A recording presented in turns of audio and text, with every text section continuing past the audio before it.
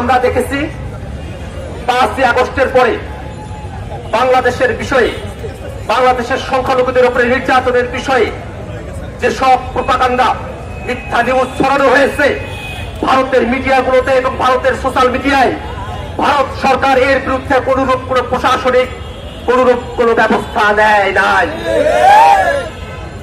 আমরা দেখেছি দীর্ঘ সময় ধরে সেখানে নানা উগ্রবাদী হিন্দুত্ববাদী গোষ্ঠীগুলো মিছিল মিটিং সমাবেশ করে যাচ্ছে, ভারত সরকার এসবের বিরুদ্ধে কোনো ব্যবস্থা নেয় নাই।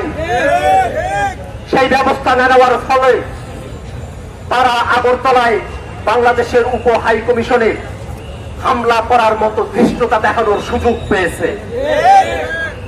বাংলাদেশের মানুষ স্পষ্ট করে বলে, যদি ভিয়েনা কনভেনশন আপনারা মেনে থাকেন, ওই উপ হাই কমিশনের প্রত্যেকটা ইঞ্চিও আমাদের। বাংলাদেশের 1 ইঞ্চি জায়গার উপরে আমরা যে টেরিটরির মধ্যে আছি, টেরিটরির ভিতরে অথবা বাইরে, চুক্তির ভিতরে এবং আমাদের টেরিটরিতে 1 ইঞ্চি জায়গার উপরে কোন স্বপ্নের থাবাকে আমরা সহ্য করব না। বন্ধুগণ,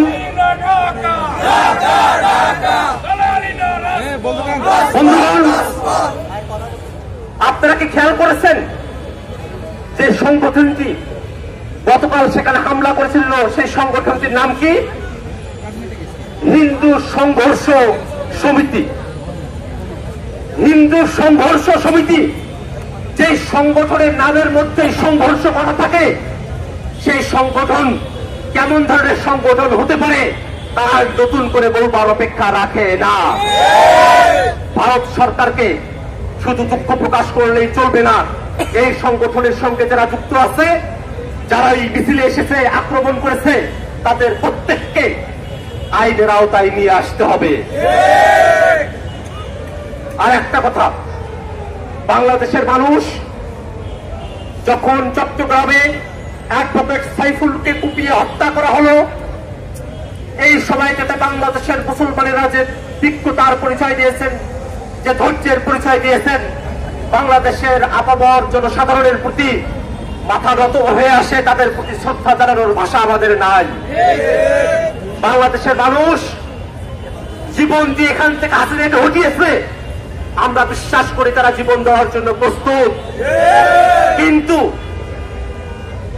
শুধুমাত্র ভারত বিরোধিতা আমাদের রাজনীতির কোনো পয়েন্ট নয়।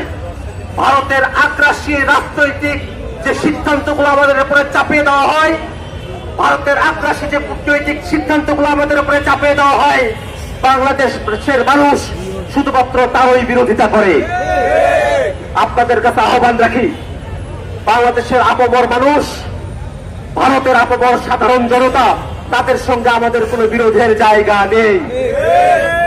আমরা ভারতের মানুষের সাথে মানুষ হিসেবে সম্পর্কের জায়গায় থাকতে চাই, কিন্তু ভারতের মানুষকে প্রমাণ করতে হবে ভারতের মানুষেরাও সেখানকার উগ্রবাদী হিন্দুত্ববাদীদেরকে আশ্রয় প্রশ্রয় দেয় না। আমরা বাংলাদেশের মানুষের কাছে আহ্বান রাখবো, অনেক সময় অনেক চটকদার কর্মসূচি নিয়ে আপনাদের সামনে হাজির হওয়া হবে, ফাঁদে ফেলবার চেষ্টা করা হবে। এটা ভারতের গোয়েন্দা বাহিনীরাই এই কাজগুলো করিয়ে থাকতে পারে।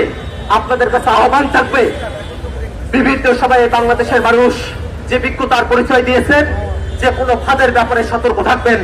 আমাদের দাবি ন্যায্যতার দাবি, আমাদের দাবি মর্যাদার দাবি, আমাদের দাবি এবং আমাদের এই স্বাধীনতা আমরা বজায় রাখবো।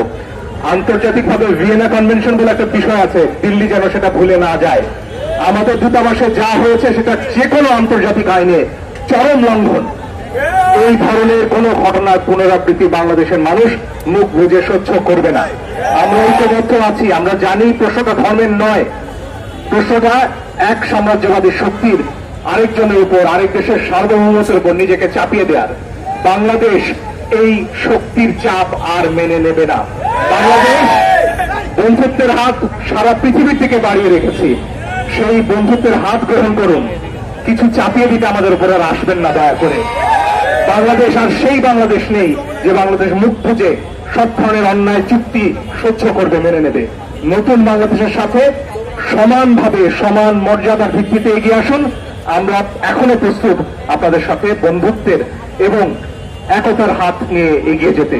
কিন্তু সেখানে যদি বিভেদ ঘটাতে আসেন, বাংলাদেশের মানুষ এই ধরনের ধর্মীয় উস্কানিতে পা দেবে না। বাংলাদেশের মানুষ ঐক্যবদ্ধভাবেই আমার দেশের মানুষের অধিকার এবং বিশ্বের দরবারে আমাদের অধিকার আদায় করে